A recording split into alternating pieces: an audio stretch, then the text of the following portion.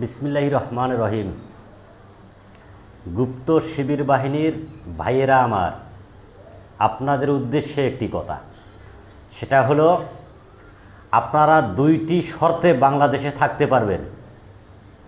একটি শর্ত, রাজনীতি করতে গেলে প্রকাশ্যে করবেন, আর 2 নম্বর শর্ত, রাজনীতি ছেড়ে গ্রামে গিয়ে কৃষি কাজকর্ম করবেন, যা কৃষি খাতে আমাদের কাজে লাগবে। যদি গুপ্ত থেকে রাজনীতি করতে চান তাহলে পাশা লালের লাল হয়ে যাবে 1971 সালের মতো। 1971 সালে পাশা লালের লাল যেমন হয়ে গেছিল, আল শামস, আল বদর, রাজাকার আর পাকিস্তানি সেনাবাহিনীর এরকম পাশা লালে লাল হয়ে যাবে। গুপ্ত থেকে রাজনীতি করার দিন শেষ।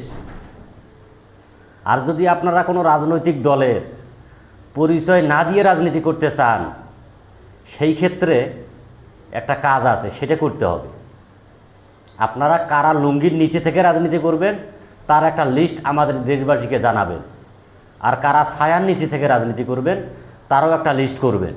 কারণ আমরা দেখতে চাই কারা ছায়ার নিচে থেকে রাজনীতি করে, কারা লুঙ্গির নিচে থেকে রাজনীতি করে, কিন্তু আমরা গুপ্ত দেখতে চাই না। গুপ্ত শত্রু বিশাল বড় শত্রু। আপনারা হচ্ছেন বাংলাদেশের শত্রু। বাংলাদেশের মানুষের দুর্ভাগ্য যে আপনারা এখনও রাজনীতির নাম মুখে নিয়ে বাংলাদেশে বসবাস করতে পারতেছেন। আপনাদেরকে নিষিদ্ধ করে চিরতরে রাজনীতি থেকে বিদেয় দেওয়াই হবে বাংলাদেশের সবচাইতে বড় উন্নয়ন, আমি এটা মনে করি। বর্তমান প্রধানমন্ত্রী সহ বর্তমান সরকারের দায়িত্বে যারা আছেন তাদের কাছে একটি চাওয়া, সেটা হলো বাংলাদেশকে বাঁচাতে হলে গুপ্ত শিবিরকে নিষিদ্ধ করতে হবে, রাজনীতি থেকে বিতাড়িত করতে হবে।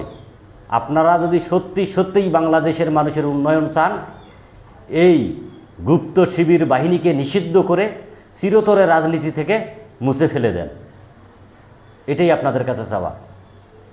সবাই ভালো থাকবেন। সালামু আলাইকুম।